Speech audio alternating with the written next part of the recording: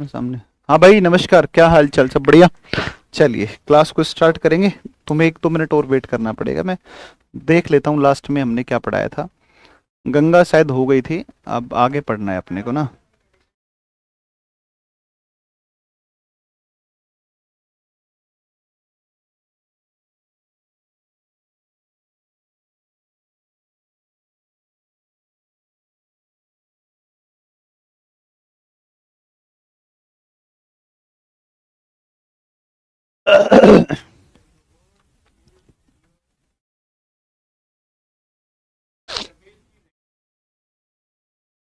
अच्छा, रामगंगा पढ़ाई थी। अच्छा ठीक है। पीडीएफ लगा दो 37-38 नंबर के नाम से, 37 नंबर से 38 नंबर से लगाओ। देखो हाँ।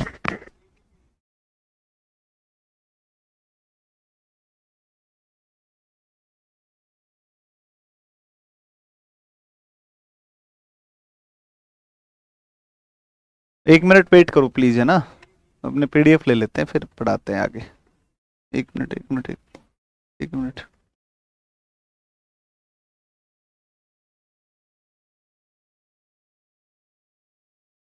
डिलीट कर दो।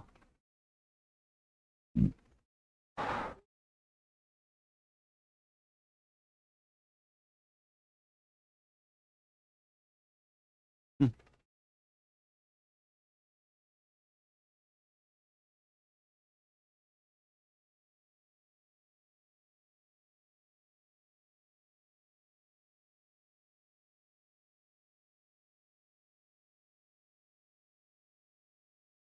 39 नंबर लगाओ। 39 39 नंबर।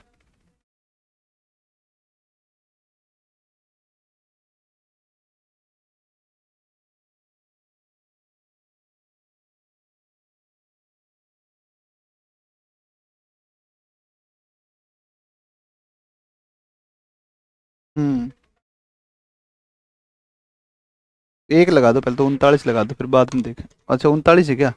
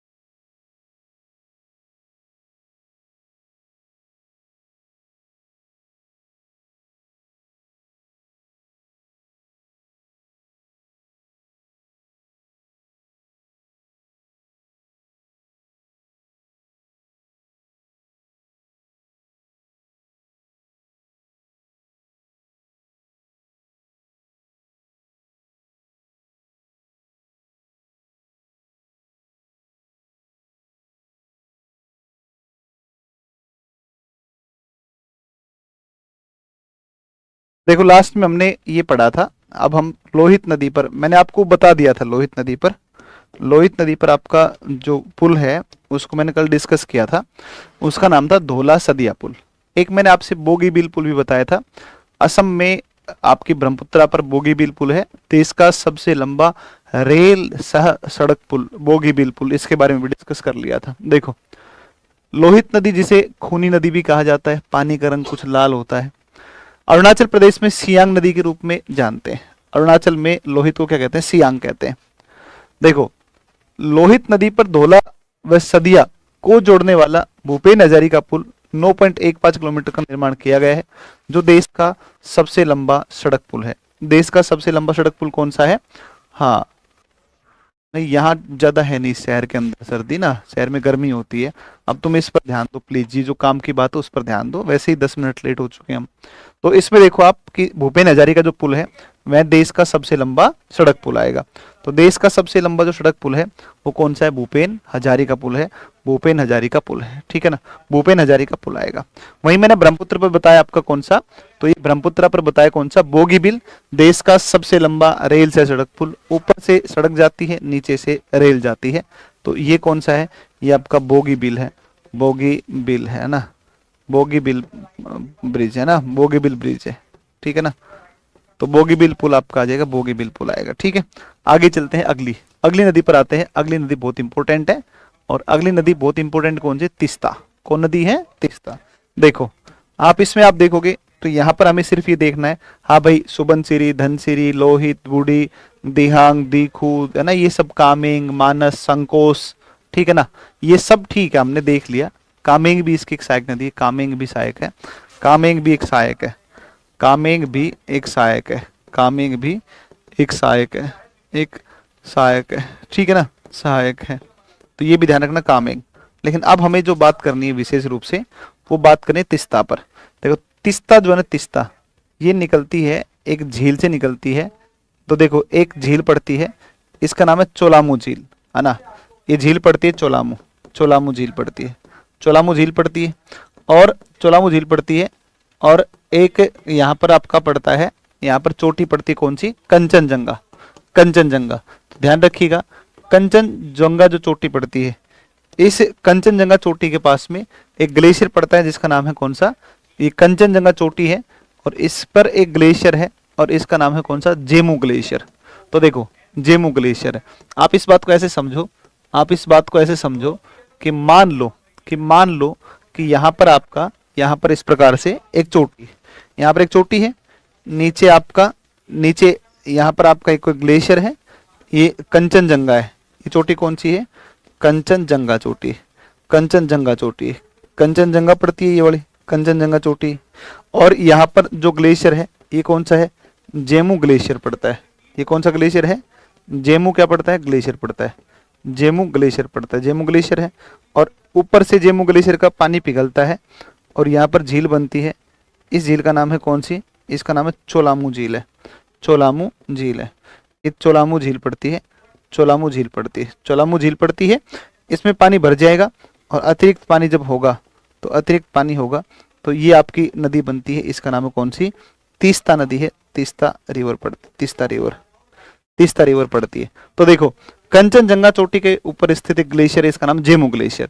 जेमू ग्लेशियर जब पिघलेगा तो नीचे झील बनी कौन सी? चोलामू। भारत में सर्वाधिक ऊंचाई पर स्थित मीठे पानी की झील कौन सी है? तो ये आपकी कौन सी? चोलामू झील है। और चोलामू झील जो है ना, चोलामू झील, इस चोलामू झील से एक नदी का उद्गम होता है, इसका नाम है कौन सी? तिस्ता नदी है। तिस्ता नदी चोलामू झील से निकलने वाली एक आपकी नदी आ जाएगी। तो इस प्रकार से जो है इस प्रकार से जो है आपकी नदी जिसका उद्गम होता है, इसका नाम क्या है? तिस्ता। तो तिस्ता के किनारे एक नगर पड़ता है जिसका नाम है जलपाईगुड़ी पड़ता है।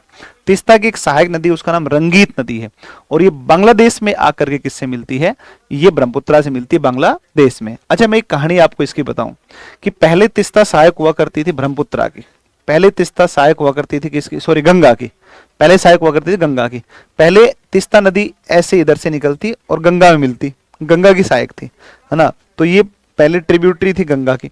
लेकिन क्या हुआ ना कि इसमें एक बार बहुत भारी बाढ़ आई, और जब बहुत भारी बाढ़ आई ना, तो बहुत भारी बाढ़ की वजह से, और इसने 1787 वर्ष 1787 में ये गंगा की सहायक थी, परंतु एक भयानक बाढ़ आई और उसमें पूरा का पूरा जलपाईगुड़ी शहर तबाह हो गया। और ये जो नदी है, ये नदी शिफ्ट हो गई, और ये नदी शिफ्ट होकर के फिर किस में चली गई? ये गंगा की बजाय किस में चली गई? ये तो ये चली गई, तो ये चली गई आपका जिसमें क्या कहते हैं, बांग्लादेश के अंदर जो आपकी ब्रह्मपुत्र है उसमें जाके, और ये मिल गई।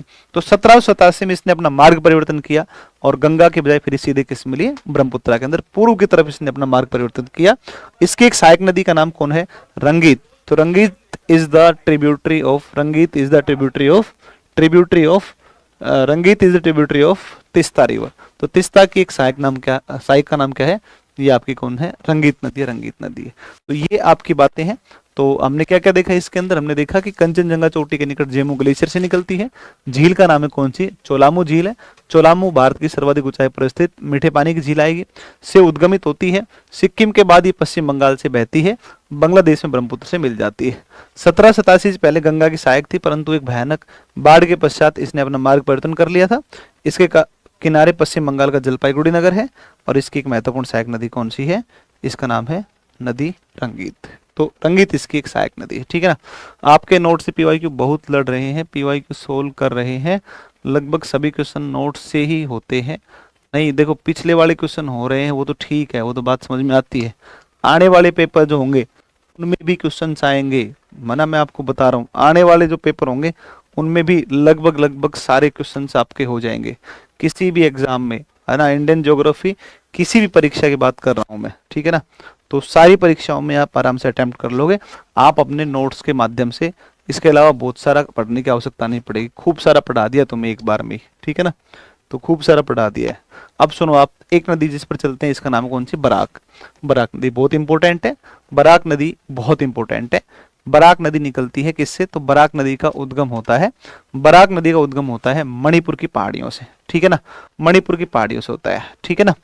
और बरेल पहाड़ियां जो है, देखो मैं आपको बताऊं कि इस तरीके से आपकी पहाड़ियां पड़ती हैं। इधर से आती ब्रह्मपुत्र, इधर से आती कौन सी, यहाँ से आपकी आती कौन सी, ब्रह्मपुत्र आती है, ब्रह्मपुत्र, ये ब्रह्मपुत्र आती है, ठीक है ना। ब्रह्मपुत्र आती, ब्रह्मपुत्र आती, ये ब्रह्मपुत्र है, ठीक है ना। और यहाँ पर आपकी पहाड़ियां पड़ेंगी, यहाँ पर, यहाँ पर ये वाले, इनको बोलते बरेल, इनको बोलते बरेल। मैंने आपको पीछे बता दिया था बरेल पहाड़ी, बरेल पहाड़ी, बरेल पहाड़ी, बरेल पहाड़ी इस ब्रह्मपुत्र और इस बराक, बराक मणिपुर की पहाड़ी से निकलती है असम, और फिर कहा जाती है बांग्लादेश में। ये बांग्लादेश में एंटर करती है। ऊपर देखो, जब बांग्लादेश में एंटर करेगी तो दो धाराओं में बटती है, दो धाराएं, दो उसमें बट जाती है। एक धारा इसकी ऊपर वाली कहलाती है सूरमा, नीचे कुशियारा, ऊपर सूरमा है, नीचे कौन सी, कुशियारा। और ध्यान रखना, बराक को बांग्लादेश में, बराक को बांग्लादेश में सूरमा ही कहा जाता है ना। सूरमा ही कहा जाता है, सूरमा नदी के नाम से जानते हैं, सूरमा नदी के नाम से जानते हैं किसको, बराक को। कहां पर, बांग्लादेश के अंदर सूरमा कहते हैं। तो सूरमा और कुशियारा दोनों धाराएं इसी की हैं। तो बरेल की जो पहाड़ियां, बरेल पहाड़ियां, ये बरेल पहाड़ियां सेपरेट करती हैं, बरेल पहाड़ियां सेपरेट करती है किनको, तो ये सेपरेट करती है ब्रह्मपुत्र और बराक के अपवाह तंत्र को, ड्रेनेज सिस्टम को, ड्रेनेज बेसिन को, ठीक है ना। तो ये दोनों को अलग करने का कार्य, देखो मैंने आपको बताया 3B बताया था, 3B, 3B में बताया था ब्रह्मपुत्र, ब्रह्मपुत्र, है ना। एक ब्रह्मपुत्र बताया था, एक बी का मतलब बताया था बराक, बराक, है ना, एक बराक बताया था। और एक आपको बताया था बरेल, बरेल बताया था, बरेल हिल्स मैंने आपको बताया था। तो ब्रह्मपुत्र और बराक रिवर को आपस में अलग करने का काम कौन करती है, बरेल की पहाड़ियां करती हैं, ठीक है ना। तो ये आपका आएगा, आपका ये नदी आई मणिपुर की पहाड़ियों से, बराक दो धाराओं में बटी, ऊपर की धारा कहलाई कौन सी, सूरमा, नीचे की धारा कहलाई कुशियारा, दोनों बहते हुए और जाकर के मेघना में मिल गई। ये वाली कौन सी है, मेघना, मेघना मिली, और मेघना में जाकर के और फिर ये आगे गिर गई बंगाल की खाड़ी में गिर जाती है, ठीक है ना। इधर गंगा की भी एक सहायक नदी बांग्लादेश में आपको मधुमती के नाम से जानी जाती है, मधुमती। देखो एक तो वितरिका फरक्का से अलग हो गई, वितरिका फरक्का से जो अलग हुई, इसका नाम तो क्या था, हुगली था, इसका नाम तो क्या था, हुगली था। और वहीं एक बांग्लादेश में इससे अलग होती है, और ये पद्मा की एक वितरिका है जिसको बोलते हैं कौन सी, मधुमती नदी बोलते हैं, मधुमती। ये ध्यान रखना, मधुमती नदी, ठीक है ना, मधुमती नदी है। ये मैंने आपको जो बताया है ये यहाँ पर लिखा भी है, तो आपके पास में नोट्स में सब आपको आ गया होगा, ठीक है ना, आपके पास में सब कुछ लिखा होगा, ठीक है। अब हम आते हैं अगली नदी के ऊपर, इसका नाम है कौन सी, सिंधु। इसका नाम कौन सी, सिंधु। पाकिस्तान की जीवन रेखा यदि किसी एक नदी को कही जाती है तो पाकिस्तान की जीवन रेखा कही जाती है कौन सी नदी, इसको बोलते हैं सिंधु नदी को। अगर पाकिस्तान की जीवन रेखा कोई कहलाती है तो life line of Pakistan, next PDF लगाओ, नेक्स्ट लगा भाई, इसमें अगला देख कौन सा था, ठीक है ना। तो सिंधु जो है उस सिंधु कहते हैं पाकिस्तान की जीवन रेखा। ये जाकर गिरती है सीधी किसके अंदर, हिमालय के अंदर से निकलती है और अरब सागर में गिरती है। हिमालय के अंदर कहाँ से निकलती है साहब, कैलाश से निकलती है। कैलाश में कहाँ से निकलती है साहब, मानसरोवर झील में निकलती है ना। तो ये मानसरोवर झील से निकलती है। हाँ नेक्स्ट, ऐसी क्यों हो रखी है।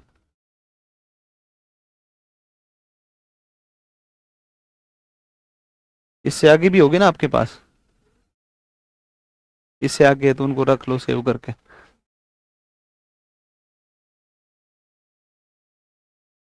ना ना, ये पता नहीं कैसे गड़बड़ है ये।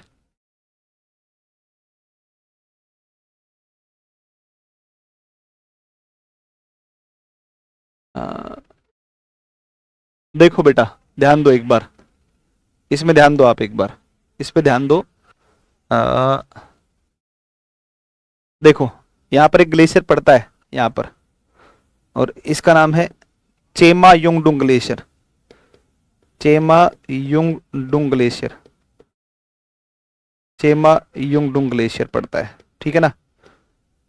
और स्थान पड़ता है, और इस स्थान का नाम है बोखरचू स्थान।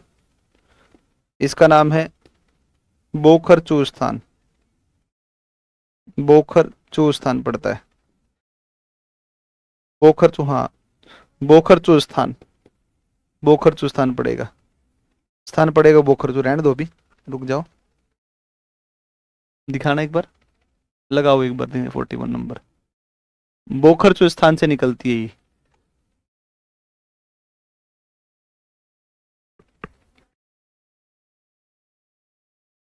ठीक है, तो देखो एक बार बेटा, इस पे ध्यान दो, थोड़ा फोकस करो आप, इस पे ध्यान दो आप एक बार। तो ये निकले कहाँ से, तो ये निकले कहाँ से, ये मानसरोवर झील, कैलाश श्रेणी, कैलाश रेंज, कैलाश श्रेणी यहाँ से निकलती, कैलाश रेंज से। इसमें अगर नहीं लिखा है डायग्राम में तो लिख लेना आप इनको, ठीक है ना। कैलाश श्रेणी में मानसरोवर झील का एक ग्लेशियर पड़ता है जिसका नाम है चेमा युंगडुंग, और स्थान जो क्षेत्र पड़ता है जहां से निकलती है उसका नाम है बोखरचू। बोखरचू से निकली, बोखरचू से जब ये निकली तो ये आगे चली, और इसका जो नाम पड़ा इधर लद्दाख, इधर तिब्बत के अंदर, वो इसका नाम पड़ा, और ये नाम पड़ा सिंगी खंबाब। इसका नाम पड़ा क्या, इसका नाम पड़ा सिंगी खंबाब, सिंगी खंबाब नाम पड़ा। और भाई साहब, सिंगी खंबाब जो नाम पड़ा, इसका अर्थ या इसका मीनिंग होता है, और इसका अर्थ होता है, और इसका अर्थ होता है शेरमुखी। इसका अर्थ क्या होता है, शेरमुखी, शेर के मुख के समान, है ना। तो सिंगी खंबाब जो है वो सिंगी खंबाब कहा जाता है किसको, सिंधु को। कहाँ कहा जाता है, तिब्बत में कहा जाता है।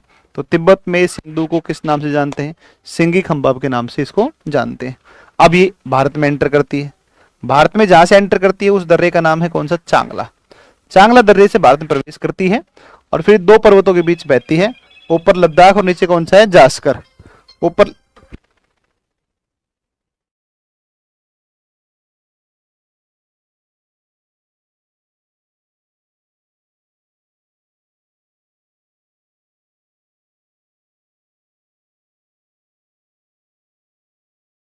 तो इसमें आप देखोगे तो लद्दाख और जास्कर, इस लद्दाख श्रेणी और इस जास्कर श्रेणी के बीच से बहती है, लद्दाख और जास्कर के बीच से बहती है, और दोनों लद्दाख और जास्कर के बीच से बहती हुई और फिर ये आगे निकल जाए। इधर से आप जानते हैं कि इधर ये वाला स्थान कौन सा, पीओके है।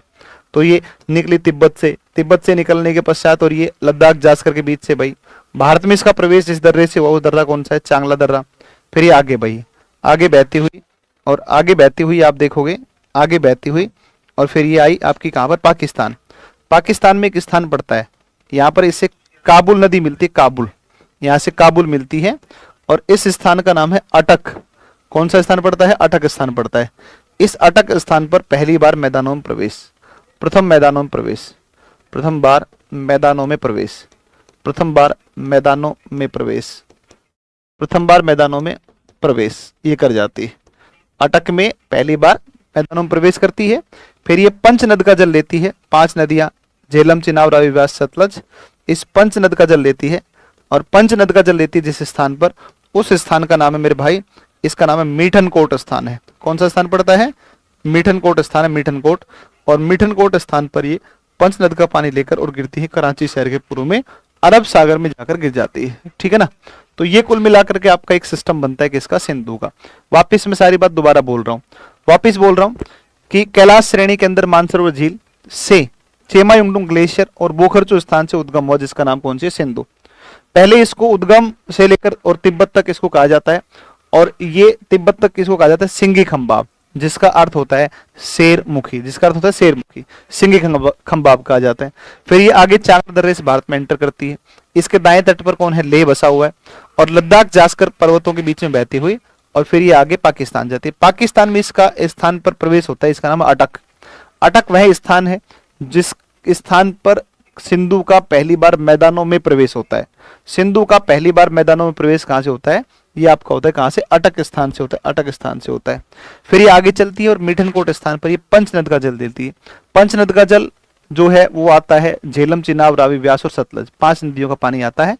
और फिर ये कराची शहर के पूर्व में जाकर गिर जाती है। कराची के पूर्व में गिरती है किसमें, तो कराची के पूर्व में गिरती है किसमें जाकर के, तो ये कराची के पूर्व में गिरती है और ये गिरती है कहां पर, अरब सागर के अंदर, ठीक है ना। कराची के पूर्व में गिरती है अरब सागर के अंदर, तो कराची के अंदर आकर गिरती है ना, कराची के अंदर गिरती है किसमें, है ना, कराची के अंदर।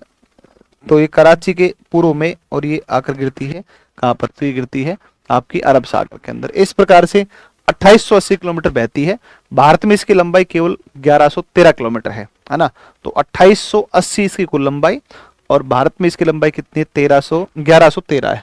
देखो अगर ब्रह्मपुत्रा कहेगा, ब्रह्मपुत्रा, ब्रह्मपुत्रा, तो ये ब्रह्मपुत्रा है आपकी 2900 किलोमीटर, 2900 किलोमीटर है ब्रह्मपुत्रा। अगर ये इंडस कहेगा मतलब सिंधु कहेगा तो ये है 2880 किलोमीटर। अगर ये गंगा कहेगा, गंगा, तो ये है 2525 किलोमीटर। मतलब 1 2 और 3,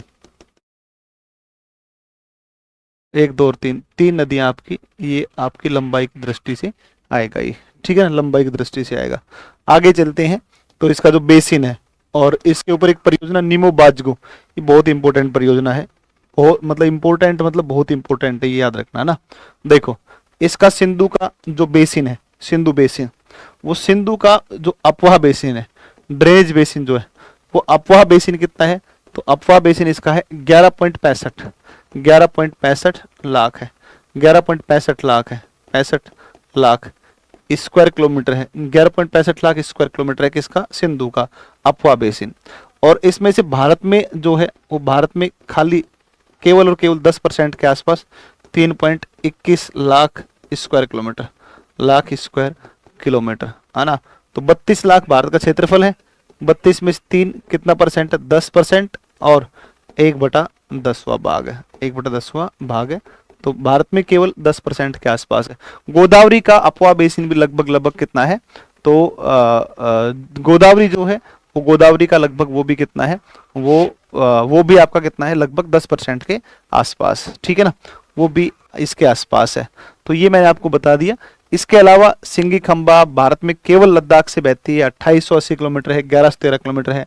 अच्छा, एक ही स्थान पर जाती है बुंजी, और बुंजी नामक जो स्थान होता है, बुंजी स्थान, बुंजी नामक स्थान पर आती है। बुंजी स्थान पर विश्व के सबसे गहरे गोर्ज का निर्माण करती है, विश्व के सबसे गहरे गोर्ज का निर्माण करती है, सबसे गहरे गोर्ज का निर्माण करती है।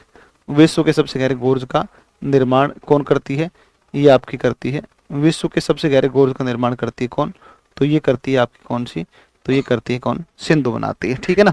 इसके ऊपर लद्दाख में एक परियोजना है जिसको कहते हैं नीमो बाजगो, नीमो बाजगो, नीमो बाजगो, ठीक है ना, नीमो बाजगो परियोजना, ठीक है ना, नीमो बाजगो परियोजना, ठीक है ना, नीमो बाजगो परियोजना, ठीक है ना, नीमो बाजगो परियोजना। तो ये ध्यान रखना, नीमो बाजगो जो परियोजना है, हाँ, ग्लासगो पतन चर्चित था, क्या इससे क्वेश्चन आ सकता है, ग्लासगो पतन, हाँ भाई देखो पूछ तो सकता है, क्योंकि बीपीएससी में जैसे पिछली बार क्या हुआ ना, अभी एग्जाम हुआ था अपना प्रीलिम्स वाला, तो इसमें क्या हुआ था कि प्रश्न पूछा गया था ग्राउंड जीरो, तो ग्राउंड जीरो फिल्म आई थी इमरान हाशमी की, जो कुछ सेना से संबंधित कुछ था उसमें, और एक पूछा था क्रा, तो क्रा से के ऊपर भी एक किताब आई थी मई के अंदर, और वो था यार देखो क्या था, बुक का नाम था, तो वो क्रा स्थल डमरू मध्य पूछा था, तो वो स्थल संधि पूछी थी, क्रा स्थल संधि। तो वो कई बार होता है ना कि चर्चित चीजें, अब बताओ किताब और फिल्म के ऊपर ज्योग्राफी में क्वेश्चन पूछ रहा है, एक किताब पर पूछ रहा है डेविल स्नेक के नाम से, तो डेविल स्नेक एक किताब आई थी, ठीक है, जब वो किताब आई थी मैंने सुना था कि डेविल्स ने कोई किताब है एक कोई, अब चूंकि वो इंग्लिश में थी तो मैंने पढ़ा नहीं, ठीक है ना, मैंने मंगवाई नहीं, नहीं हिंदी में होती तो मंगवा लेता। तो जो है आप थोड़ा ध्यान रखना, कोई चर्चित चीजें होती हैं तो वो जरूरी थोड़ी ना है कि वो इसमें ही पूछेगा, ज्योग्राफी में पूछ सकता है ना, करंट में पूछ सकता है, इतिहास में कुछ लिंक करके पूछ लेगा, तो कुछ इस तरीके की चीजें आ सकती हैं पेपर में। अब आगे चलते हैं अगली बात के ऊपर। और इसकी जो लंबाई है ना ये 1113, ये 1113 किलोमीटर, या हो सकता है कुछ कुछ सोर्स में आपको 1114 किलोमीटर मिले। ये बहुत इंपॉर्टेंट है, ये ध्यान रखना तुम्हारी परीक्षा के लिए। स्टार कर रहा हूँ मैं, फिर से कह दे रहा हूँ स्टार है, बहुत इंपॉर्टेंट है, ध्यान रखना। अब सुनो, 5 नदियां हैं, पंचनद है। पंचनद की अगर तुम बात करोगे, सिंधु की 5 सहायक नदियां, इन पर अगर आप बात करोगे सिंधु के 5 सहायक पर, तो इसमें इनके जो वैदिक नाम है, तो वैदिक नाम है, तो पंचनद के जो वैदिक नाम है उन वैदिक नामों में आप देखोगे तो पंचनद में कौन कौन आती है? झेलम, झेलम को कहते हैं, वैदिक नाम है इसका वितस्ता। चिनाव को कहते हैं अस्किनी, चिनाव। देखो पंचनद में सबसे लंबी नदी, सबसे बड़ी नदी, वो पंचनद की, जो पंचनद की सबसे बड़ी नदी है वो कौन सी? चिनाव ही है। पंचनद में सबसे बड़ी नदी कौन सी? चिनाव है। क्यों है आगे अभी बात करेंगे उस पर। रावी, रावी कहते हैं परुष्णी, व्यास को बिपाशा, सतलज को सतुत्री। ये दो तो आप याद मत करो भले, इनकी तो कोई दिक्कत नहीं है। झेलम वितस्ता, चिनाव अस्किनी, रावी परुष्णी, ये थोड़ा कंफ्यूजिंग है। तो झेलम का वितस्ता आता है, चिनाव का अस्किनी आता है, रावी का आपका परुष्णी आता है। तो ये आपकी वैदिक नाम है, झेलम का वितस्ता, झेलम का वितस्ता, चिनाव का अस्किनी, चिनाव का अस्किनी, रावी का परुष्णी, रावी का परुष्णी, ठीक है ना। तो रावी का परुष्णी ये आपके वैदिक नाम आएंगे इन नदियों के, इन नदियों के वैदिक नाम आते हैं, इन नदियों के वैदिक नाम आते हैं। अब हम आते हैं सर एक बार पंचनद को बनाते हैं, पहले तो एक बार डायग्राम में देखते हैं पंचनद को किस किस प्रकार से है। और बड़ा इंपॉर्टेंट एक ही डायग्राम है, इस डायग्राम को आप जरूर समझें। इस डायग्राम से आप जब तक नई चीजों को समझेंगे तब तक आपको पढ़ने में मजा नहीं आएगा, ठीक है ना। तो इसको एक बार अपने को बिल्कुल केयरफुली समझना है। निमोबाज को बहुत इंपॉर्टेंट क्वेश्चन, ध्यान रखना, निमोबाज को बहुत इंपॉर्टेंट है सिंधु नदी के प्रश्नों के अंदर, ठीक है ना। देखो बच्चे एक बार देखो, इस पर ध्यान दो, थोड़ा फोकस करो इसके ऊपर, किस तरीके से क्या क्या आपके सामने ये दिखाया हुआ है। इधर से आपकी नदी आती हुई दिख रही है, इसको बोलते हैं कौन सी? इसको बोलते हैं, तो इसको बोलते हैं क्या? इसको बोलते हैं कौन सी? तो यहाँ से नदी जो आपको दिख रही है आती हुई, इस नदी का नाम है कौन सी? सिंधु। सिंधु जिस स्थान पर आई उस स्थान का नाम क्या है? अटक स्थान है ना। और कराची के पूर्व में ये कहाँ गिरती है? अरब सागर के अंदर आती है, ठीक है ना। ये अटक नामक स्थान पर आई और इसमें एक नदी मिली आकर के, जिसका नाम है काबुल, जो कि हिंदू कुश से निकलती है, हिंदू कुश से निकलती है काबुल, ठीक है। अब देखो ये तो चलो ठीक है, उसकी बात है। अब यहाँ से झेलम आई, पीर पंजाल श्रेणी से निकलती है झेलम, और इस तरीके से बहती हुई, और ये मिलती है किसमें? ये आपकी मिलती है चिनाव में, चिनाव में मिलती है। झेलम किस मिली? चिनाव में। चिनाव आई, यहाँ से चिनाव आई, चिनाव पर सलाल दुलहस्ती बगलिहार किश्तवाड़ परियोजना बनी। तो ये देखो आपकी चिनाव आती है, और चिनाव सीधी आती किसमें? मिठनकोट पाकिस्तान में। पंचनद का सिंधु से मिलन होता है किस स्थान पर? मिठनकोट पर होता है, ठीक है ना। तो मिठनकोट पर होता है। फिर आप देखोगे तो यहाँ से आपकी आती कौन सी? रावी, ये रावी आती, ये रावी आती। फिर रावी मिलती किसमें? चिनाव में। देखो झेलम भी किस मिली? चिनाव में। रावी भी किस मिली? चिनाव में। एक झेलम की सहायक किशन गंगा है, झेलम की सहायक कौन सी है? किशन गंगा है, ध्यान रखना। तो झेलम में किशन गंगा, और फिर खुद झेलम मिलती किसमें? चिनाव में। चिनाव में एक मिलती है रावी, और एक नदी आती है आपकी जिसका नाम व्यास, ध्यान रखना ये बहुत इंपॉर्टेंट है। यहाँ से एक नदी निकलती है सतुद्री, जिसको सतलज बोलते हैं। ये जिस दर्रे से प्रवेश करती है उसका नाम है सिपकिला, हिमाचल प्रदेश में। फिर ये सतलज बहती है, और सतलज नदी बहती हुई, और फिर ये आती है सतलज नदी आकर के, और सतलज पंजाब और पाकिस्तान की सीमा, पाकिस्तान और पंजाब की सीमा पर बहते हुए, और ये फिर आपकी मिलती है किसमें? चिनाव में, चिनाव में। तो देखो चिनाव में सबसे अंत में कौन मिलती है आकर के? सतलज मिलती है, और सतलज में खुद मिलती है कौन? व्यास। और सतलज और व्यास जहां पंजाब में मिलती है उस स्थान का नाम है हरिके नामक स्थान है। हरिके नामक स्थान पर एक बैराज बना दिया, और हरिके नामक स्थान पर एक बैराज बना करके, और यहाँ से एक नहर निकाल दी गई है, और इसका नाम है इंदिरा गांधी नहर। तो हरिके नामक स्थान पंजाब से इंदिरा गांधी नहर, जिसे राजस्थान की या पश्चिमी राजस्थान की जीवन रेखा कहते हैं, वो इंदिरा गांधी नहर हरि के बैराज, व्यास और सतलज के संगम से निकाला गया है। हरि के बैराज, एक इंजीनियर थे जिसका नाम था इनका नाम था इंजीनियर कंवर सेन। तो इंदिरा गांधी नहर बनाए जाने का जो मैप तैयार किया था, जो प्रस्तुत किया था मैप, वो किसने किया था? तो वो किया था इंजीनियर कंवर सेन के द्वारा प्रस्तुत किया गया था। तो आप बताओ, इतनी सब बातें समझ में आई कि नहीं आई? जल्दी बताओ। लग रहा है कि सर को पता है कि क्लास ठीक नहीं चल रही, इसलिए नहीं देख रहे हैं। अच्छा, और क्या दिक्कत आ रही? क्लास क्या हुआ? इंटरनेट स्लो है, तो उससे क्या हो रहा है? बफर हो रहा है क्लास। अच्छा, तो अभी उसका क्या समाधान है?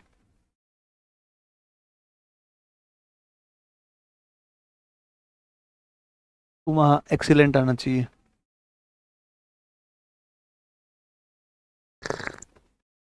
मतलब हो जाएगा ठीक। हाँ, सुकेश।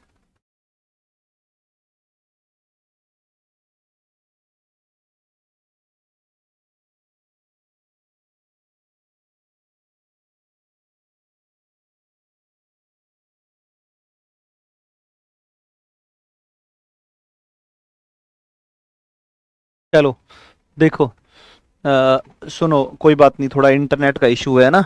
आप कहो तो मैं क्लास छोड़ सकता हूँ, कोई बात नहीं, कल पढ़ा देंगे ना।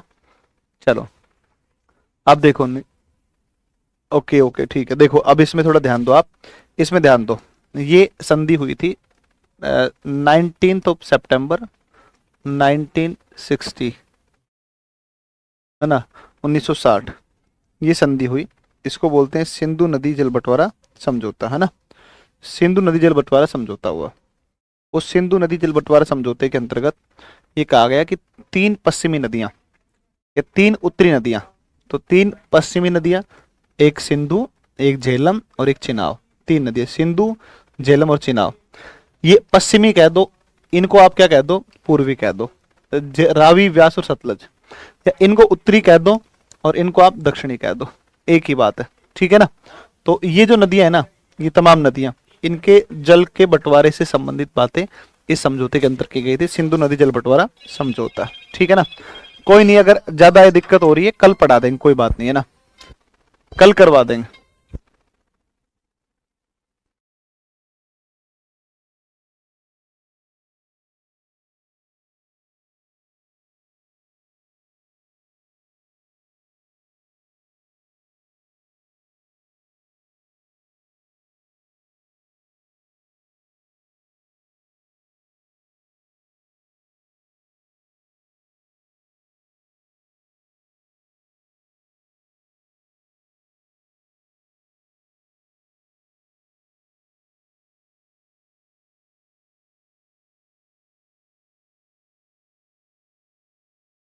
चलो, तो ये ना कल, कोई बात नहीं, इंटरनेट इशू है ना, कल करवा देंगे इसको ना, कल यहाँ से आगे कंटिन्यू कर लेंगे। सर का पढ़ाया हुआ यूपीएससी में भी काम आता, खूब आते हैं क्वेश्चंस, बड़े आराम से बनते।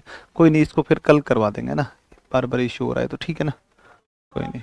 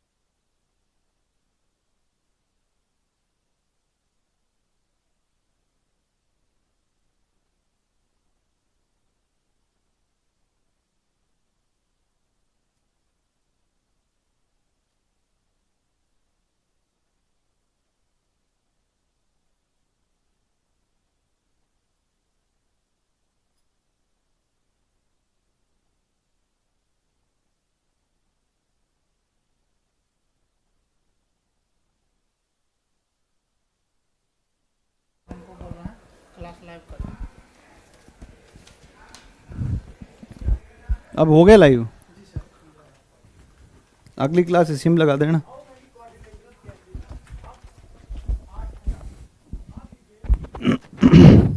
मार्कर कहाँ है?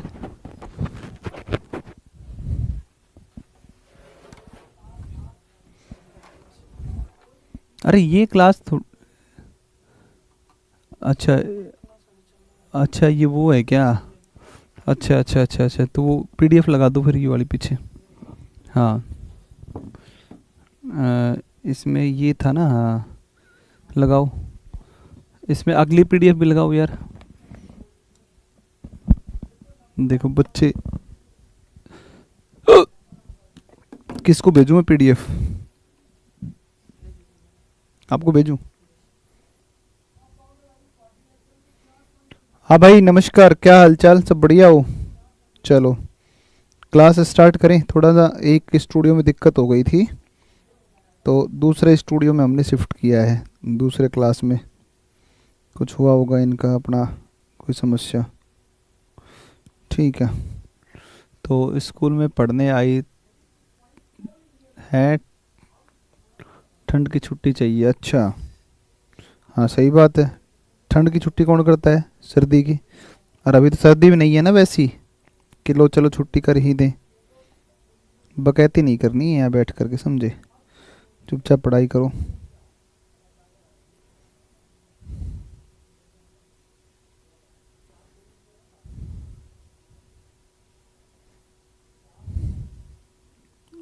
आपका वो नंबर बताओ एक बार।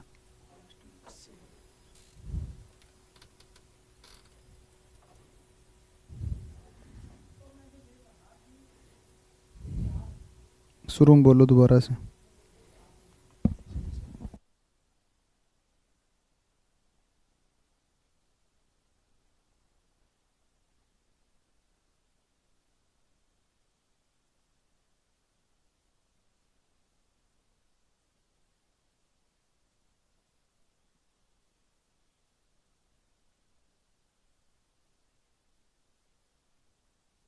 लाइव आएंगे, क्लास कब लाइव आएंगे? मतलब अभी क्लास लाइव नहीं है।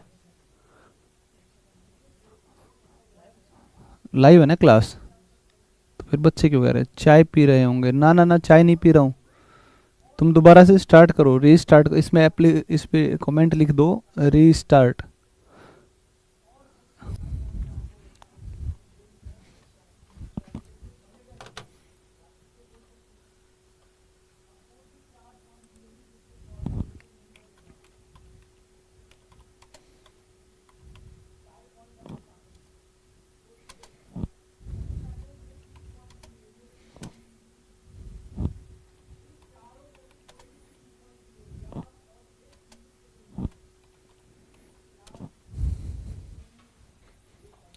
चलो, क्या हाल चाल भाई सबके, सब बढ़िया?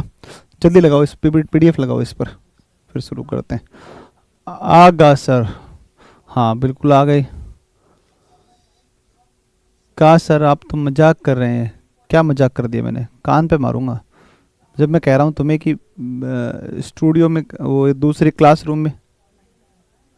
अरे आ तो गया, ये क्या है और क्या है ये क्या? हाँ ये क्या है? लगाओ जल्दी से। अरे एक तो लगा यार। हाँ तो जो है ना, अपन क्लास को स्टार्ट कर, जैसलमेर घूमने निकल गए। कहीं ऐसा तो नहीं जैसलमेर घूमने निकल गए ना भाई ना, अभी तो पटना ही हूँ मैं ना। आपने जो नोट दिया उसमें एक स्लाइड मिसिंग है, हाँ उसको अगर कोई है मिसिंग तो उसको करवा देंगे। लिख लेना अगर कुछ ऐसा हो, कोई एक स्लाइड नहीं हो, 5-4 लाइन लिख लेना उसमें। ठीक है, तो मैंने आपको चंबल लास्ट में बताई थी। चंबल के बाद में अब बेतवा, सिंध, केन और फिर सोन को पढ़ लेते हैं, ठीक है ना? तो सोन को फिर बता देते हैं आपको।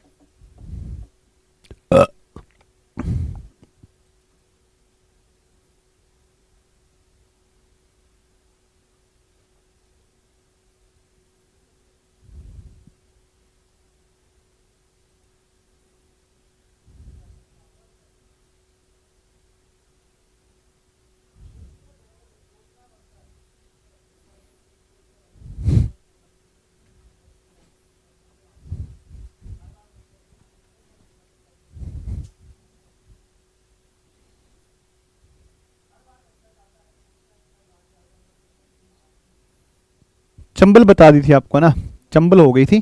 अब थोड़ा सा बात करते हैं, चंबल चूंकि हो गई है तो अब चंबल के बाद में, ये चंबल हो गई, चंबल के बाद में सिंध, बेतवा और केन, सिंध, बेतवा और केन, ठीक है ना। तो बेतवा जो है, इस बेतवा के किनारे ध्यान रखना। अच्छा, हम पढ़ रहे थे यमुना की सहायक नदियाँ, है ना, और यमुना की सहायक नदियों में आपको ऋषि गंगा, हनुमान गंगा, आसन, है ना, गिरी, टोंस, ठीक है ना, और तमाम जो जानकारी है मैंने आपको बता दी थी सभी। चंबल भी मैंने आपको पढ़ा दिया था, चंबल के बारे में, घड़ियाल पाए जाते हैं, अवनालिका, परदन, जानापाओ की पहाड़ियाँ, गांधी सागर चंबल पर सबसे बड़ा बांध, 4 बांध इसके ऊपर स्थित है, 4 डैम इसके ऊपर स्थित है। वो अनेकों अनेकों बात मैंने आपको यहाँ पर जो है डिस्कस की थी आपसे, ठीक है। अब तुम सुनो, थोड़ा ध्यान दो एक बार कि आपकी जो बेतवा नदी है, इस किनारे भोपाल बसा हुआ है, इस किनारे नगर है झांसी, कौन सा पड़ता है, तो झांसी पड़ता है, झांसी पड़ता है, तो झांसी है। इसके किनारे आपका कौन सा पड़ता है, भोपाल पड़ता है। फिर आपकी जो केन नदी है, ये जिससे बहती है उसका नाम है पन्ना नेशनल पार्क है, पन्ना राष्ट्रीय उद्यान से होकर गुजरती है। और केन बेतवा लिंक परियोजना जो आएगी, यह देश की पहली, यह देश की पहली नदी जोड़ो परियोजना है, जिसको बोलते हैं केन बेतवा लिंक परियोजना। केन बेतवा लिंक परियोजना देश की पहली नदी जोड़ो परियोजना कौन सी है, केन बेतवा लिंक परियोजना है। तो केन बेतवा लिंक परियोजना भारत की पहली नदी जोड़ो परियोजना है। केन नदी पन्ना राष्ट्रीय उद्यान से होकर गुजरती है। बेतवा के किनारे भोपाल और झांसी नगर आपके बसे हैं, झांसी नगर बसे हैं।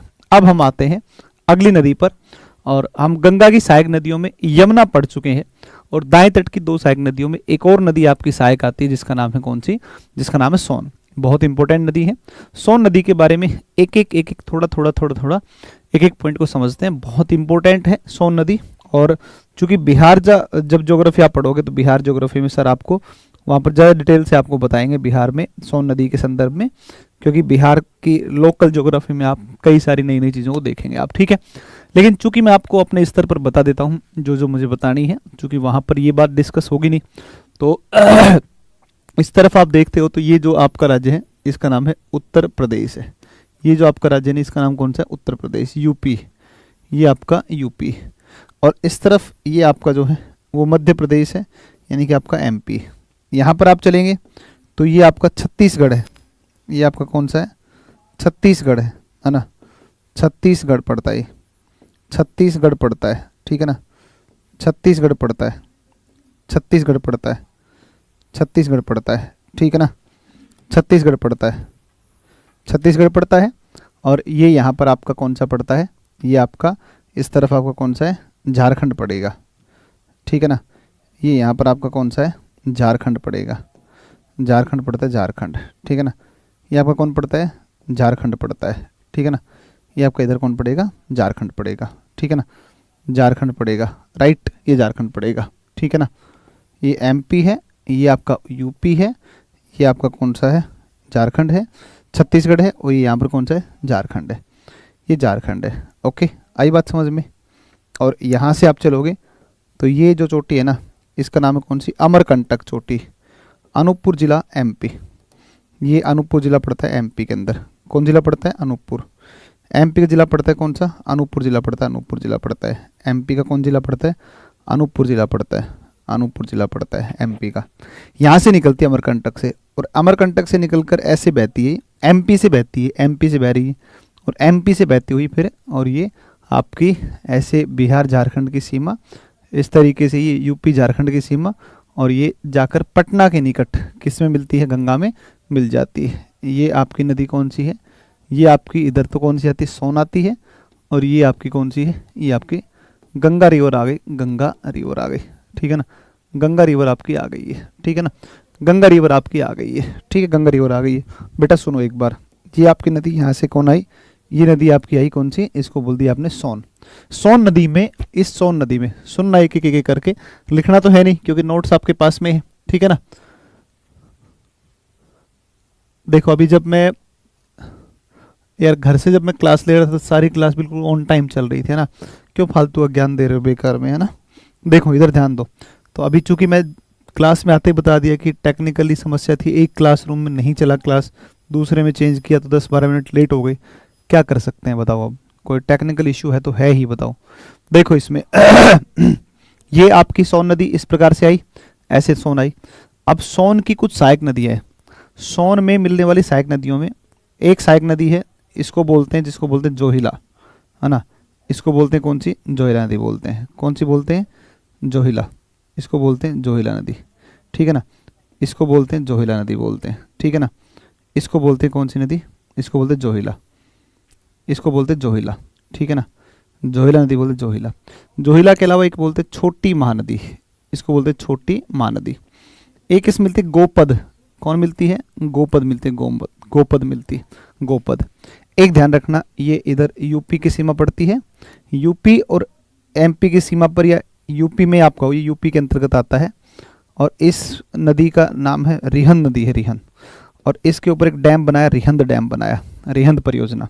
रिहंद परियोजना किस में है? यूपी के अंदर है। रिहंद किसकी सहायक है? सोन की सहायक है। रिहंद सोन की सहायक रिहंद पर परियोजना है, रिहंद परियोजना। उत्तर प्रदेश की सबसे बड़ी जल विद्युत परियोजना कौन सी है? रिहंद परियोजना।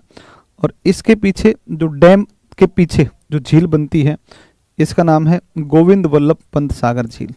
भारत की सबसे बड़ी मीठे पानी की कृत्रिम झील मानी जाती है गोविंद वल्लभ पंत सागर झील को, गोविंद वल्लभ पंत सागर झील, पंत सागर झील। देखो बहुत सारे स्रोत में माना गया है कि भारत की सबसे बड़ी मीठे पानी की कृत्रिम झील कौन सी है? गोविंद सागर है, गोविंद सागर है, जो कि आपके कहाँ पर है? जो कि आपकी हिमाचल प्रदेश में सतलज पर भाखड़ा बांध के पीछे सबसे बड़ा है। लेकिन कुछ स्रोत ऐसा मानते हैं कि भारत की सबसे बड़ी मीठे पानी की कृत्रिम झील कौन सी है? तो सबसे बड़ी मीठे पानी की कृत्रिम झील कुछ स्रोत क्या मानते हैं? गोविंद वल्लभ पंत सागर झील रिहंद बांध के पीछे, रिहंद बांध के पीछे है, ये ध्यान रखना, रिहंद बांध के पीछे यूपी के अंदर है। तो ये दोनों ही इसके लिए आपके आंसर माने जाते हैं। लेकिन जनरली बिहार परीक्षाओं के लिए आपका सही आंसर कौन सा मानना आप? तो गोविंद वल्लभ पंत सागर, क्योंकि एसएससी ने मैंने देखा है गोविंद सागर को भी मानना हुआ है प्रश्न का आंसर, ठीक है ना। तो ये कुल मिला के आपकी नदी आती है सोन। सोन नदी किसकी सहायक है? सोन नदी आपकी सहायक है किसकी? तो सोन नदी सहायक है आपकी गंगा की सहायक है। सोन की सहायक नदियों में कौन कौन सी हैं? जैसे यमुना गंगा की सहायक है, लेकिन यमुना की सहायक नदियों में ऋषि गंगा, हनुमान गंगा, आसन, गिरी, टोंस, चंबल, सिंध, बेतवा, केन है। ऐसे ही सोन गंगा की है। और सोन की सहायक नदियों में आपकी जोहिला, गोपद, छोटी महानदी, है ना, रिहंद, और इसके अलावा उत्तरी कोयल। उत्तरी कोयल भी झारखंड सीमा पर जो है, झारखंड और इसकी सीमा पर ये आपस में मिलती है, यूपी झारखंड सीमा के आसपास मिलती है। और ये कौन सी है? उत्तरी कोयल नदी। इंपॉर्टेंट है उत्तरी कोयल नदी भी, मतलब बहुत इंपॉर्टेंट नदी है उत्तरी कोयल। देखो उत्तरी कोयल जिससे गुजरती है, ये आपका एक नेशनल पार्क है, और इसका नाम है कौन सा? इसका नाम है कौन सा? Betla national park. तो ध्यान रखना, बेतला जो नेशनल पार्क है, उस बेतला नेशनल पार्क से होकर के, बेतला नेशनल पार्क से होकर के नदी बहती है, जिसका नाम है उत्तरी कोयल नदी। तो ध्यान रखिएगा, उत्तरी कोयल नदी जो है ये बेतला राष्ट्रीय उद्यान से होकर गुजरती है, जिसके अंतर्गत एक टाइगर प्रोजेक्ट है, और इसका नाम है पलामू टाइगर रिजर्व है। पलामू टाइगर रिजर्व आपका आएगा, पलामू टाइगर रिजर्व है, पलामू टाइगर रिजर्व है ना, पलामू टाइगर रिजर्व है, ठीक है ना। तो पलामू टाइगर रिजर्व जो आपका आएगा वो पलामू टाइगर रिजर्व आएगा, और ये पलामू टाइगर रिजर्व आ जाएगा किस पर? तो ये आएगा उत्तरी कोयल नदी पर आएगा। उत्तरी कोयल नदी पर मत कहो, उत्तरी कोयल नदी इससे होकर गुजरती है, किससे? तो ये उत्तरी कोयल नदी पलामू टाइगर रिजर्व और बेतला नेशनल पार्क से होकर के प्रवाहित होती है। देखो अभी 1900 शायद, मुझे जहाँ तक ध्यान है मैं रिकॉल कर पा रहा हूँ, हाँ, इंद्रपुरी बैराज भी है, बाण सागर परियोजना भी एमपी में किस पर है? सोन नदी के ऊपर है, ठीक है ना। और डेहरी ऑन सोन पुल ये भी इसके ऊपर बना हुआ है, डेहरी ऑन सोन बिहार में किस पर है? ये आपकी इस पर है। तो बाण सागर बहुत इंपॉर्टेंट है, ध्यान रखना, है ना। बाण सागर शहडोल जिले के अंदर पड़ता है, सोन पर एमपी में, ठीक है ना। तो ये है। अब चलो जो कि एमपी यूपी बिहार की संयुक्त परियोजना है, कौन सी? बाण सागर। अब देखो इसमें मैं क्या बता रहा था आपको कि एक परियोजना थी, और ये परियोजना बननी थी किसके ऊपर? ये परियोजना बनाई जानी थी किसके ऊपर? तो ये परियोजना बनाई जानी थी जिसका नाम था कौन सी? उत्तरी कोयल। उत्तरी कोयल पर एक परियोजना बननी थी जिसका नाम था मंडल डैम। तो मंडल डैम परियोजना जिस समय बनाई जानी थी, शायद मैं रिकॉल कर पा रहा हूँ जहाँ तक ठीक है, 1983-84 के आसपास की बातें, उस समय पर ये परियोजना बननी थी, है ना। तो सर लिखावट धुंधला लग रहा है, बोर्ड ज़्यादा चमक रहा है, अब यार तुम पढ़ लो ना, क्यों अब बताओ, अब मैं 10 मिनट तुम मेरी इसमें ख़राब करवा दोगे बोर्ड को सही ज़्यादा करने में, है ना। तो पढ़ लो अभी इसको ध्यान से, ठीक है। तो क्या हुआ ना कि जो बिहार वन विभाग था, अब जब भी कोई डैम बनता है और यदि डैम बने और उसमें उसके जो पर्यावरण विभाग होता है उसकी परमिशन लेनी पड़ती है। तो इसमें जो परमिशन ली गई बिहार वन विभाग से, तो बिहार वन विभाग ने इस परियोजना को मंजूरी नहीं दी। उसका नाम था मंडल डैम परियोजना। कौन सी परियोजना थी? मंडल डैम परियोजना। तो मंडल डैम जो प्रोजेक्ट था, ये मंडल डैम जो थी, ये मंडल डैम किस पर बनना था? तो मंडल बांध परियोजना, मंडल बांध परियोजना या मंडल डैम प्रोजेक्ट, ये बनना था किस पर? उत्तरी कोयल पर। लेकिन बिहार वन विभाग ने क्या कर दिया, रोक इस पर लगा दी कि चलो सर हम परमिशन नहीं दे रहे, देखो इस पर डैम नहीं बनाओगे। बोलो क्यों नहीं बनाओगे? बोलो कि अगर आप डैम बनाओगे तो जो पलामू टाइगर रिजर्व है या फिर आपका बेतला नेशनल पार्क है, इसका जो है बड़ा क्षेत्र है वो इसमें डूब जाएगा, ठीक है ना। सरस्वती, ये एक टॉपिक मैं आपको पीडीएफ से पढ़ा रहा हूँ, बाकी लिख के ही पढ़ेंगे, कोई वैसा इशू नहीं है ना इसमें, ठीक है ना। कोई नहीं कोई नहीं कोई नहीं, फिर ऐसे ही पढ़ाएंगे, लिख करके ही पढ़ाएंगे, ठीक है ना, लिख करके ही पढ़ाएंगे, चिंता ना करें बिल्कुल भी आप। तो मंडल डैम परियोजना के लिए मंजूरी प्रदान नहीं की। फिर बाद में 2018 में प्रधानमंत्री जी ने इसकी घोषणा करी केंद्रीय परियोजना के अंतर्गत, और बांध में फिर कहा गया कि सब बांध की ऊंचाई को कुछ कम कर लेंगे ताकि बांध टूटने का खतरा ज़्यादा ना रहे, ठीक है ना। तो अब मंडल डैम जो है वो उत्तरी कोयल नदी से संबंधित आएगा, ठीक है ना। मंडल डैम किससे आएगा? उत्तरी कोयल नदी से संबंधित आएगा। उत्तरी कोयल पर स्थापित किया जा रहा है मंडल डैम परियोजना निर्माणाधीन है, ठीक है। तो ये आपका मैंने सारी बातें यहाँ पर लिख दी हैं, जो जो बातें आपकी मैंने बताई हैं ये तमाम बातें आपको लिख दी है। और पलामू टाइगर रिजर्व जो है वो झारखंड का एकमात्र जो है बाघ परियोजना है, ठीक है। उत्तरी कोयल नदी जो है ये निकलती है, उत्तरी कोयल नदी ये निकलती है आपकी कहाँ से? तो ये निकलती है चूल्हा पानी स्थान पड़ता है झारखंड, यहाँ से इसका क्या होता है? उद्गम होता है। मंडल डैम परियोजना इससे संबंधित है, ठीक है ना। तो ये सब बातें मैंने आपको बता दी हैं और ये सब मैंने समझा भी दी है, ठीक है। नोट्स में सब लिखा होगा। तो जब गंगा में अपन आते हैं तो गंगा में आते हैं तो एक तो दाएं तट से, एक बाएं तट से। तो दाएं तट से दो नदियाँ यमुना और सोन, दोनों मैंने आपको पढ़ा दी, डिटेल से पढ़ा दी, डीपली पढ़ा दी। अब हम गंगा की पढ़ते हैं बाएं तट की सहायक नदियाँ। गंगा की बाएं तट की सहायक नदियाँ पढ़ते हैं, गंगा की लेफ्ट बैंक ट्रिब्यूटरी, बाएं तट की सहायक नदियों को पढ़ते हैं, बाएं तट की सहायक नदियाँ। गंगा की बाएं तट की सहायक नदियाँ ये कौन कौन सी हैं, इस पर अपने अगर थोड़ा सा ध्यान दें, कौन कौन सी नदियाँ हैं, तो इसको अगर आप थोड़ा फोकस करोगे तो सुनो भाई, ध्यान दो एक बार, ये कौन कौन सी है ना। हाँ, तो पीडीएफ आपके पास में होगी, मैंने एक A4 साइज की पीडीएफ भेज रखी है, उसमें होंगे 12-15 पेज होंगे, 15-20 रुपये आपका लगा होगा। तो आप ना वो प्रिंट निकाल लो, वो बहुत बेटर प्रिंट है, बहुत अच्छी पीडीएफ है, A4 साइज पीडीएफ है वो, है ना। नोट्स हैं वो बहुत अच्छे वाले, ठीक है ना। सुनो बच्चा, अब देखो गंगा में जो बाएं तट से मिलती है उनमें एक नदी जो गंगा में सबसे पहले आकर मिलेगी, तो गंगा में सर्वप्रथम मिलने वाली जो सहायक नदी है वो सबसे पहले मिलने वाली सहायक नदी, गंगा की पहली सहायक नदी जिसको कहते हैं, तो ये आपकी है रामगंगा, है ना। रामगंगा ये अल्मोड़ा जिले से निकलती है और कन्नौज के निकट आकर के मिलती गंगा में। तो गंगा में मिलने वाली जो पहली सहायक है वो कौन सी है? ये आपकी आएगी जिसका नाम है रामगंगा। गंगा में मिलने वाली एकमात्र सहायक जिसका उद्गम मैदानों से होता है, और ये यूपी के अंदर, ये यूपी के अंदर जहाँ से निकलती है इसका नाम है फुलहर लेक पड़ती है, फुलहर लेक पड़ती है यूपी के अंदर, फुलहर लेक उत्तर प्रदेश में पड़ती है। इसी फुलहर लेक से निकलती कौन? तो ये निकलती है आपकी गोमती नदी है, गोमती नदी। गोमती के किनारे लखनऊ बसा हुआ है, लखनऊ, ठीक है ना, लखनऊ बसा हुआ है, ठीक है। फिर आप देखो, और फिर एक नदी यहाँ से आती है, इसको बोलते हैं काली या महाकाली, काली या महाकाली, इसमें मिलती है घाघरा, काली महाकाली में मिलती है घाघरा, काली या महाकाली या शारदा में मिलती है कौन सी? घाघरा। मापचाचोंग ग्लेशियर से आती है घाघरा, मापचाचोंग ग्लेशियर से, मापचाचोंग ग्लेशियर से आती है नेपाल में, मापचाचोंग ग्लेशियर से आती है, ठीक है ना, मापचाचोंग ग्लेशियर, ठीक है, मापचाचोंग ग्लेशियर। इस मापचाचोंग ग्लेशियर से जिसका उद्गम होता है, मापचाचोंग ग्लेशियर से उद्गम होता है, ये नदी आपकी कौन सी है? ये है कौन सी? आपकी घाघरा नदी है, घाघरा नदी। मापचाचोंग ग्लेशियर से आती है, इसका नाम है कौन सी? घाघरा नदी, घाघरा। मापचाचोंग ग्लेशियर से कौन आएगी? घाघरा आएगी। देखो जब काली या शारदा और एक आपकी कौन सी मिलती है इसमें, एक आपकी मिलती है कौन सी, घाघरा और काली शारदा, दोनों मिलकर के कहलाती हैं, दोनों मिलकर कहलाते हैं सरयू, दोनों मिलकर क्या कहलाती है, सरयू कहलाती है, सरयू, दोनों मिलकर क्या कहलाती है, सरयू कहलाती है, सरयू। दोनों को संयुक्त रूप से क्या कहा जाता है, सरयू कहा जाता है। सरयू के किनारे अयोध्या या फैजाबाद बसा हुआ है, और फिर ये बाद में यूपी बिहार की सीमा पर इसको आगे चल करके फिर इसी को घाघरा कह दिया जाता है। घाघरा में एक सहायक नदी आकर मिलती है, इसका नाम राप्ती। तो Rapti is the tributary of Ghaghara river. Ghaghara Ganga की सबसे बड़ी सहायक भी है। मैंने आपको बताया था लंबी सहायक की जब बात करेगा, जिसकी लंबाई ज्यादा हो, 1375 किलोमीटर, यमुना गंगा की सबसे लंबी सहायक है। लेकिन जब बड़ी मतलब अमाउंट ऑफ वाटर, जल की मात्रा में आप देखोगे तो सबसे बड़ी नदी आती है, इसका नाम है कौन सी, घाघरा। घाघरा में पानी अधिक होने की वजह से सबसे बड़ी कौन सी है, तो ये आपकी कौन सी है, घाघरा आएगी। कर्मनाशा नदी के बारे में नहीं बताए, क्योंकि वो बिहार ज्योग्राफी में पढ़ेंगे तो वहां सर आपको पढ़ा देंगे, इसलिए मैंने नहीं बताया वहां पर, ठीक है। तो ये कुल मिलाकर के आपकी नदी आ गई कौन सी, घाघरा की सहायक, जिसका नाम राप्ती, राप्ती आ गया। फिर एक गंडक आती है, आगे गंगा मिलती गंडक।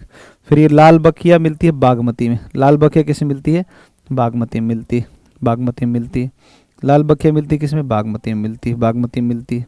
फिर ये बागमती, फिर आपकी एक नदी जिसको बिहार का शोक कहते हैं, ये कौन सी, कोसी है, कोसी है। देखो ये गंडक, लाल बकिया, बागमती, कोसी, तमाम नदियों के बारे में बिहार ज्योग्राफी में आपको सर पढ़ाएंगे, जसवंत सर। तो मैं बिहार की नदियों को छोड़कर बाकी डिस्कस कर ले रहा हूँ। इधर से एक नदी और आती है दार्जिलिंग की पहाड़ियों से, इसको बोलते हैं, और इसको बोलते हैं कौन सी, इसको बोलते हैं महानंदा। क्या बोलते हैं इसको, महानंदा। महानंदा निकलती है दार्जिलिंग की पहाड़ियों से, दार्जिलिंग हिल से निकलती है दार्जिलिंग, ठीक है ना, दार्जिलिंग पहाड़ियों से निकलती है। और महानंदा गंगा की सबसे आखिरी सहायक नदी है, दार्जिलिंग से निकलती है, दार्जिलिंग पहाड़ियों से महानंदा। सबसे पहले मिलने वाली सहायक कौन सी है, रामगंगा है, और सबसे अंत मिलने वाली कौन सी है, महानंदा है। एकमात्र मैदानों से निकलने वाली जिसका नाम कौन सी है, गोमती है, जिसके किनारे कौन बसा हुआ है, जिसके किनारे लखनऊ बसा हुआ। आईडीबीआई का मुख्यालय भी कहाँ पर है, लखनऊ। फुलहर झील से निकलती है उत्तर प्रदेश के अंदर। तो ये तो आपकी बाएं तट की सहायक नदियां हैं। अब हम इसमें सबसे पहले एक नदी पर डिस्कस करते हैं, इसका नाम है कौन सी, रामगंगा, ठीक है ना। देखो रामगंगा के किनारे एक नगर बसा हुआ है, और रामगंगा के किनारे नगर बसा हुआ है, इसका नाम है अल्मोड़ा, और एक नगर है नैनीताल। एक नगर है कौन सा, नैनीताल। आपने नाम सुना एक फिल्म का, सिर्फ तुम, सुना एक फिल्म, तो एक फिल्म है, और ये फिल्म है सिर्फ तुम। शायद ये हीरो का नाम संजय कपूर है, वही है ना, हीरो कपूर, संजय कपूर है।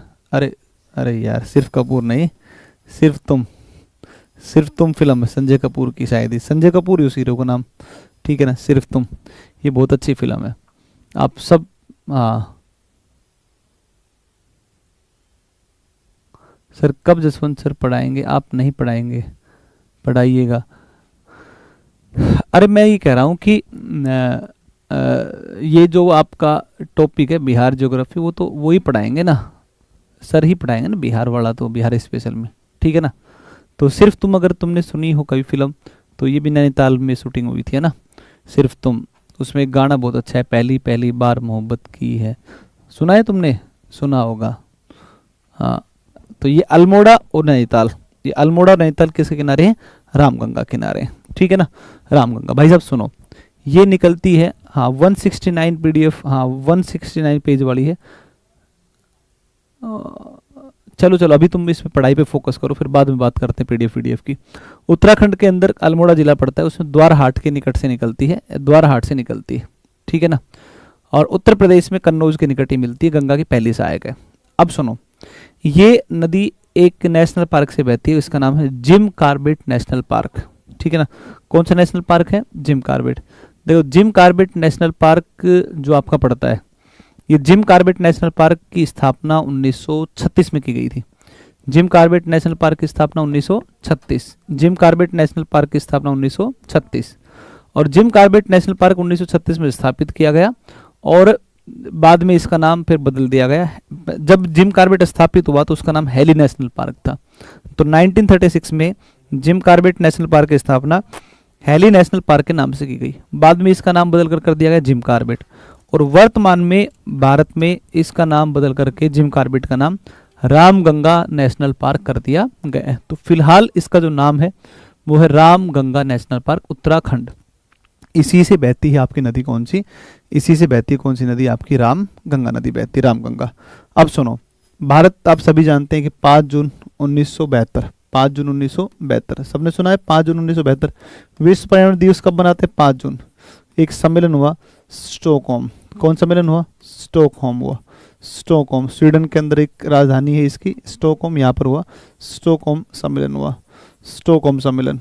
इसके बाद इंदिरा गांधी जी गई थी, यहाँ से इंदिरा गांधी आई आने के बाद में, और वन जीव संरक्षण अधिनियम, वन जीव संरक्षण अधिनियम, वन जीव संरक्षण अधिनियम, वन जीव संरक्षण अधिनियम, और ये वन जीव संरक्षण अधिनियम 1972 आया, 1972 आया, और वन जीव संरक्षण अधिनियम 1972 आया, ठीक है ना, 1972 आया, ठीक है, 1972 आया, वन जीव संरक्षण अधिनियम 1972 आया। और ये जो वन जीव संरक्षण अधिनियम 1972 आया, इसके अंतर्गत प्रोजेक्ट टाइगर, प्रोजेक्ट टाइगर, ठीक है ना, प्रोजेक्ट टाइगर शुरू किया गया, प्रोजेक्ट टाइगर शुरू किया गया, और प्रोजेक्ट टाइगर शुरू किया गया, और ये शुरू हुआ 1 अप्रैल 1973 को। देखो ये शुरू हुआ अप्रैल 1 1973, 1 अप्रैल 1973 को शुरू हुआ, 1 अप्रैल 1973। और ये जहाँ से हुआ, वो जहाँ से शुरू हुआ, ये आपका प्रोजेक्ट टाइगर जिम कॉर्बेट है ना, जिम कॉर्बेट, जिम कॉर्बेट यहाँ से शुरू हुआ नेशनल पार्क, जिसका अभी वर्तमान में नाम क्या है? जिम कॉर्बेट का अभी नाम क्या है? तो अभी नाम है इसका कौन सा? इसका नाम है रामगंगा नेशनल पार्क है, ठीक है ना। तो ये कुल मिला के आपकी बात आएगी यहाँ तक, ठीक है ना, ये आपकी बात यहाँ तक आ जाएगी, रामगंगा। ओके, रामगंगा के बाद अगली नदी पर आते हैं। नेक्स्ट अगली नदी गोमती, मैंने बताया फुलहर झील पड़ती है आपकी, और फुलहर झील जो है, ये फुलहर झील आपकी कहाँ पड़ती है? उत्तर प्रदेश के अंदर पड़ती है फुलहर झील। फुलहर झील यूपी के अंदर है, मैदानों में से निकलने वाली नदी है, ये मैंने बता दिया, ठीक है ना, जो हिमालय से ना निकल करके मैदान से जिसका उद्गम होता है। लखनऊ इसके किनारे है, गोमती नदी के किनारे आईडीबीआई का मुख्यालय भी है, ठीक है। देखो काली या महाकाली, इसे गौरी गंगा के नाम से भी जाना जाता है। काली महाकाली क्या भी कहते हैं? गौरी गंगा भी कहते हैं। नेपाल और उत्तराखंड की सीमा के ऊपर ये प्रवाहित होती है। इसके ऊपर एक परियोजना है पंचेश्वर, बहुत इंपॉर्टेंट है, और इसके ऊपर एक परियोजना है कौन सी? पंचेश्वर है। तो पंचेश्वर जो परियोजना है, पंचेश्वर, तो पंचेश्वर जो प्रोजेक्ट है ना, ये पंचेश्वर प्रोजेक्ट किसका है?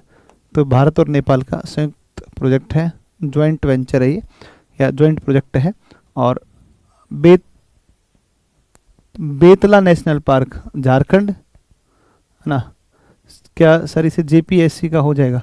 हाँ भाई कवर तो होगा, देखो बहुत सारा जेपीएससी का कवर होगा। इंडियन ज्योग्राफी तब आप तुम चाहे आरएएस दे लो, चाहे जेपीएस दे लो, चाहे एमपी दे लो, यूपी दे लो, कोई दे लो, ये सारा वही काम आएगा, एजीटी काम आएगा जो कहते हो, ठीक है ना। तो अगर मैं झारखंड पढ़ाऊंगा तो मैं भी यही सब पढ़ाऊंगा, उसमें भी तो अलग थोड़ी ना कुछ पढ़ाना होता है।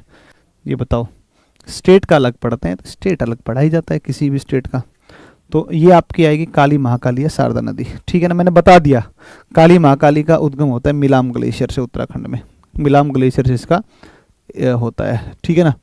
और काली महाकाली जब ये नदी संयुक्त होती है, मैंने बताया पीछे आपको कि काली नदी का या शारदा नदी का या महाकाली का मिलन होता है कि इसके साथ में घाघरा।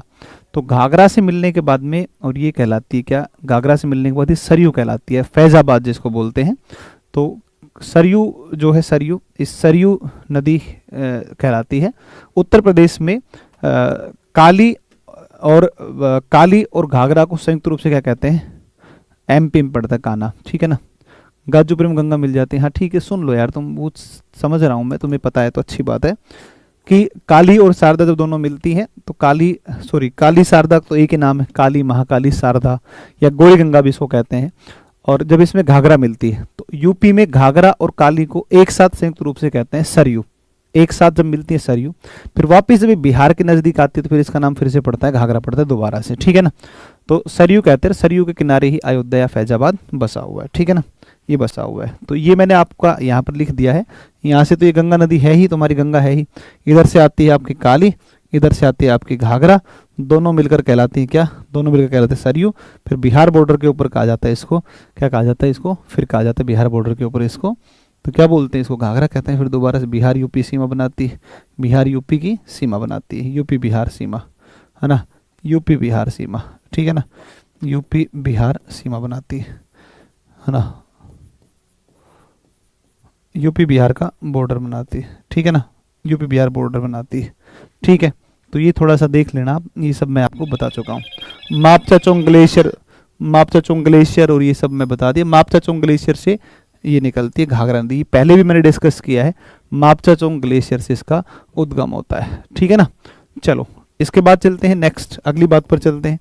और अगली बात पर चलते हैं तो गंडक नदी, इसके संदर्भ में तो एक छोटा सा point, Jaswant sir Bihar special में आपको ही पढ़ाएंगे। और देखो मैं अभी सर को याद ही कर रहा था क्लास में, और अभी जसवंत सर का फ़ोन भी आ गया है, ठीक है ना।